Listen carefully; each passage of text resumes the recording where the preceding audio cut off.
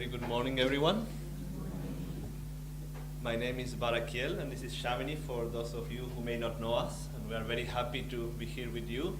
Usually we stay in Pune, but we are passing by Delhi, and we are very happy to give Satsang today. We would like to start today's Satsang by singing one of Swami Kriyananda's songs. This song is Swami Ji composed a sonata for piano called the Divine Romance. That is three different movements. The first movement is the only one of the three that can be sung. Actually, no, the third one also can be sung.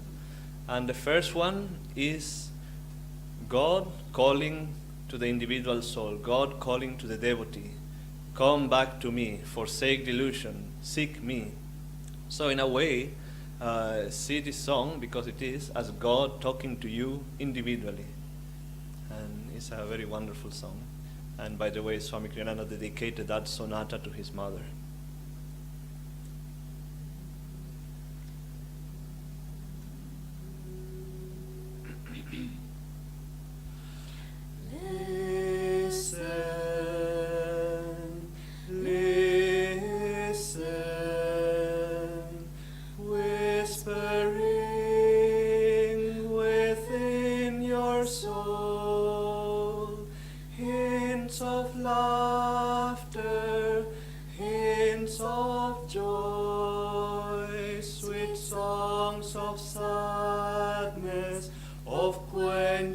Yearning for the night, for my love, your true home.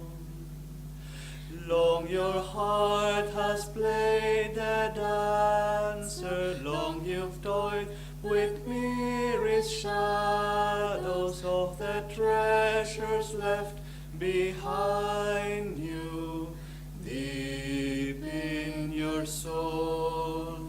Long you've plumbed the dark for answers, long you begged from beggars' empty hands. Gifts of life they too were seeking, gifts none could share. Friend, how long will you wander? Friend, as long as you seek your home in a land where all are strangers, love locks her door. Leave to the weak his grave, and life to the coward leave his dreaming. Oh, my saint, wake up, reclaim the light, seek the truth behind all seeming. Leave to the weak his grave, and life to the coward leave his dreaming. Oh, my saint, wake up, reclaim the light, seek the truth behind all seeming. Turn, turn, turn within, in silence of soul, in cave of love, find my abode. Listen, listen, whispering within your soul, hints of laughter, hints of joy, sweet songs of sadness, of quenchless yearning for the night, for my love, your true home.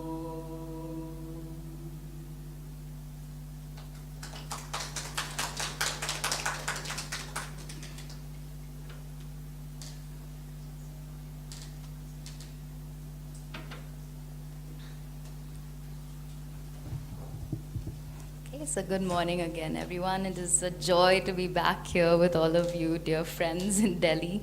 We're so blessed to have such a beautiful temple. The moment we walked in here, we were like, this is so wonderful. So it's a blessing to be with you.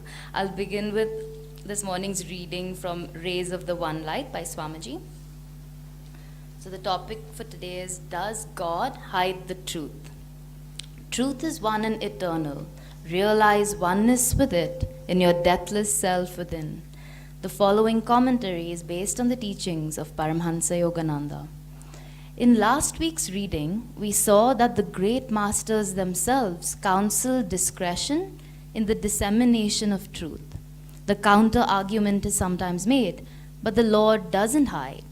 He reveals his beauty in the sunsets, his tender sympathy in the rain, his wrath in the thunder, his restless energy in the brooks, his power in the sunlight. These are exoteric truths, and there are also esoteric truths. There is that which is revealed impersonally and left up to us to interpret, such as the thunder and our perception of it as divine wrath, the rain and our perception of it as God's sympathy. But behind even God's most open expressions, there lies impenetrable mystery. The wind blows where it wills, says Jesus in chapter 3 of the Gospel of St. John. You hear the sound of it, but you do not know where it comes from or where it is going. So is everyone who is born of the Spirit. And Sri Krishna says in the 9th chapter of the Bhagavad Gita, by me the whole vast universe of things is spread abroad. By me, the unmanifest. In me are all existences contained, not I in them. God's hidden reality cannot be understood by the reasoning faculty. India's Sankhya philosophy states frankly, Ishwar Ashadha, God is not probable. A willingness to seek the underlying reality behind appearances is essential for those who would know God. Thus, through Holy Scripture, God has spoken to mankind. So, since this reading has the mention of rain and seeing the rain as God's sympathy, now that we have the monsoons, especially we live in Pune. So April and May in Pune is completely dry and brittle, and you can see all the branches are almost like poking into you. And then the first week of June comes with the first shower of the rain, and everything comes to life, right? And even here in Delhi, it was wonderful to see all the trees are just lush and green. And so the monsoons are a blessing, I think, for us to experience this, the hidden truths of the divine, the mystery, the divine mystery that gets revealed a little bit more. You're able to feel that spirit much more around you, isn't it? And on this thread of nature is a very interesting way to connect to this truth of the divine. It's all around us, and it's so neutral, but it's such a beautiful way to connect. And a few years ago, Nayaswami Jyotish, he wrote about this scientist from America whose name is George Washington Carver. And he wrote this beautiful quote by him. And the quote was, anything will speak to you, anything will reveal its secrets if you give it enough love, if you love it enough. So anything will reveal its secrets if we love it enough. And he was a great scientist, a botanist from America. But what made him great when you hear his life or read about him was he gave all credits to his work, his discoveries, to his connection to the divine, to his connection to God. He felt he got his answers, his ideas from his personal connection he was able to feel. So I was reading, he would wake up in the morning and he would go for a long walk for miles. And he would just try to connect with nature and try to see and try to listen to a message from it. And through that, he would get his ideas for products he would invent and discover. And so he would say that it's very good to read about nature, but even better is take a walk out in the woods and listen, because the woods are speaking with the voice of God. And how powerful to just think about that. And in a sense, aren't we doing the same thing here? Through our teachings, through meditation, a big part of it is the ability to listen. So Swamiji would say that great scientists too are not far from yogis, because they are not trying to create something, they're merely observing what it is, what is reality here, and they're trying to go deep into that. And so recently I was reading, Swamiji said that Yogananda came to teach us meditation, as well as how to meditate, as well as how to listen, which I thought was interesting, and I wanted to just touch a little on that. And isn't it the same when we come here? All of us who are sitting here, I'm assuming we have touched that silence in ourselves in meditation, where finally all those constant churning thoughts and questions for a moment, they just get stilled in yourself. Yesterday we had a long 6-hour workshop here, and it was on the topic of the chakras. So as most of you must be knowing, you can go very deep into philosophy with that. And we spent the first 2 hours or so talking about lots of wonderful philosophy, and many people had a lot to share. So that was good fun, because you learn a lot. But after that, we did a 1-hour session of yoga and some meditation. And it was so interesting, because suddenly there was this deep stillness in the room. And we almost felt guilty to ask them before lunch, do you have any questions before we go into lunch? Because everyone was so calm and so still. So all those questions which were there for the first 2 hours just kind of stopped. And isn't that what happens to us when we meditate? And when we stop to just listen. And in Yoganandaji's ashram, Swamiji would tell us that he wouldn't allow the young devotees, the disciples, to just be talking and chattering all the time. He would make sure they remain silent. He would try to enforce that silence, because he would say silence is the altar of spirit. It's where we can hear, where we can feel the divine, where we can connect. And that's idle, the constant chatter, if we're always busy talking. Swamiji would tell us this funny story of, he would say, of a Bengali man who was so fond of talking all the time. And so he would be, just all the time finding a way to talk. And so one time he said to a young man, "So young man, are you married?" And the young man said, "What do you mean am I married? I'm married to your own daughter." And so he said, "Oh, yes, I know, but I just didn't have anything else to say, so." And it's funny, but if we think about it, aren't we that way too sometimes? Isn't it? We're constantly, and even in our connection to God, if we're always, what about now? What about this? How about this? Tell me, answer me, give me questions. I'm asking you all these things. I'm asking you so many things. So we're busy talking to Him. But if we don't take a moment to just listen and to stop that questioning, we may come to this thing of, yes, God does hide the truth. He's certainly hiding the truth from me. He's not answering me, right? But as we learn from this, from the experience of this scientist and from the teachings that we have, how do we enter into that stillness? How do we maintain that silence of our soul? Bring that into every aspect of our lives. And the saints, they tell us that God is always whispering to us through everything. All we have to do, if that's the case, if we're not able to hear, all we have to do is shift our perspective a little, isn't it? Just make space for that. Like we were saying, maintain a little bit of silence, walk out, take a walk and listen. Bring the Guru more and more into your life. Make it a living reality. When we come here together, it's so much easier to feel that presence in ourselves. So being with people who are also trying to do the same thing. And what a blessing it is to have these tools, these techniques to work with. And, we just need to, in a sense, train ourselves to see God in everything in our lives, in every reality. So from the most mundane, are we able to feel the divine? Then coming into our work, are we inspired? Are we able to bring the divine into whatever our work is, make it into a service, into our relationships? Each and every person in our life has that divine essence in them. That's a difficult one to comprehend if you're surrounded by some difficult people, but sometimes it's harder to see the divine. It's a little more hidden.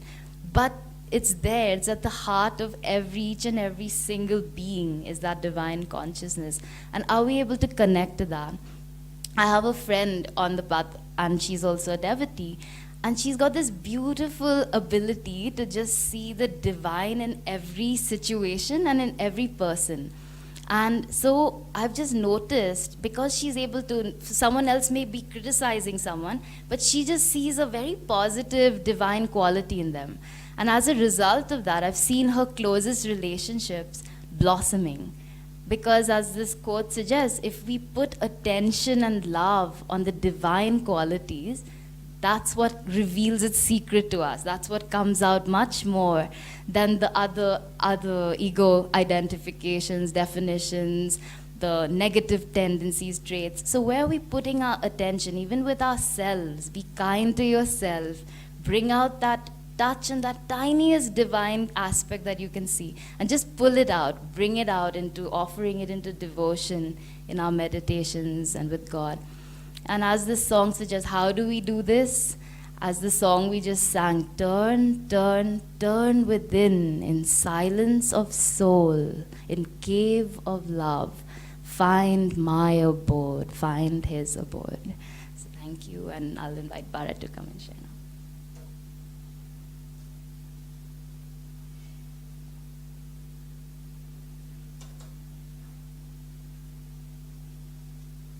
Thank you, Shamini. That song is certainly one of my favorite ones. It's very, very touching to think that God is talking to you, revealing his truth to you. And he is saying, my saint, oh my saint, wake up. It's time to wake up. What are you doing? Wandering in delusion for so long, trying to find happiness, fulfillment everywhere, but except where it is. And it's fun, this topic, does God hide the truth? Because some people may argue, yes, he reveals in nature, but also, don't people, I come here to Satsang and they tell me the truth. Isn't that it? I can go to a temple, I can go to a church, there is countless books, everything is telling me this truth, truth, truth, truth. But of course, we realize that's not the point. That at some point or the other, there's only so much you can learn intellectually. Yes, it is good to listen to people who have some degree of wisdom at least and to try to learn from them. But like yesterday, again, we were giving this long workshop in the chakras. And after all of it, somebody asked, is there another book where I can read more about it, go deeper into it? And I think, oh my God. I think, certainly you can always go deeper, but how much more theory do you want? How much more, And I was thinking, well, we give you enough things to work with, I think. But it's good to have that, that wanting to know more. But then you realize that as much as you read, like you can read everything about Kriya Yoga, you can read everything about God, all the countless definitions of God that don't even define him fully, can read everything. But until you experience it, it's just going to be meaningless. And so many people get stuck in just that intellectual knowledge, thinking that they know truth, but they don't really know. Because truth is hidden in the closest place, which is just right inside of ourselves, which is very strange to think about it. And I like this saying of Jesus, how he says that we don't know the Son of Man. He may be going here and there, and we don't realize. And I ask you this question, how many saints do you think there are in Delhi? If you think of Delhi, how many saints do you think there are living in Delhi right now? 6? Somebody says 6? Like God realized masters. Let's say God realized masters, like not avatars necessarily, but people who have transcended the ego. Well, our natural tendency is Delhi, 0. Mumbai, 0. How can there be in the city? But this fun thing is like here this reading is telling us, we need to be able to see beyond appearances, beyond that the saints may be all around us. There may be saints among us right here and we don't know. because we don't have the eyes to see. Those who are at the top of the mountain can see everybody below, but those at the bottom, they cannot see those. And I have a feeling that God is merciful enough to have some saints here in Delhi and in all the major cities, at least in India, for sure. And that reminds me of a story, two stories. One is from the autobiography of a yogi, that it's a very lovely story that many people just overlook it. When Swami Paramahansa Yogananda, he goes to Baduri Mahashaya, the levitating saint. And remember, he tells Baduri Mahashaya, "Sir, you are the first saint that I know that always stays indoors." And what did Baduri Mahashaya say? Do you remember? He said, and I paraphrase, "God plants his saints in odd places sometimes, lest we think we can reduce him to a rule." That so many times we think, oh, God, a man of God is like this, like this, like this, like this, like this. And the common denominator of a saint really is that they have no ego. How they express that egolessness is up to God, not even up to them, it's up to God. That you know, many people, we see Swami Sri Yukteswar, and they think, oh, he was a saint of wisdom, he had no love. But it's not true. He had as much capacity to love as Yogananda, as Christ, as Krishna. It was infinite. But the way he expressed it was very different. And he was very stern and very disciplinarian. And so it is that it's amazing, and it's something that amazes me at Ananda. If you had the blessing to go and visit Ananda village, and I say Ananda village instead of here, for example, because people over there have been practicing these teachings for 40 years, 50 years, like a long time compared to us that, let's face it, it's been a few years only, and then we complain, why can we not meditate properly and all that? Well, it will come in time. But over there is, here we have a few, like Keshavadaya, Dhyanaji, Devarshi, Jayaji, many people, but over there is full of them, like full. And the thing that you see is that they are all very devoted, but they are all so uniquely different. It is so amazing to see how different they are, but still how holy they are. Some are very much in tune with nature, and they are able to really see God in nature, not just perhaps abstractly as, yes, the rain is his grace, but can you feel his grace in the rain? Some people can, some people can't. They just leave it in the intellectual level. Some people are very outward. You all know probably Nayaswami Asha, how she loves to give satsang and talk, and she expresses herself, but she's very, very wise and very deep as well. Some people are just hidden. They have a seemingly little job in the community that you never see them. But them, when they speak or when you meet them, they have so much power in them. It's just amazing. And that is what happens to all of us when we go inside of ourselves and we find that divinity inside of ourselves. And the second story I was thinking of is, I may be getting it a little wrong, but the end is the same. But there was a monastery, and you may have heard of this story, and 7 monks used to live there.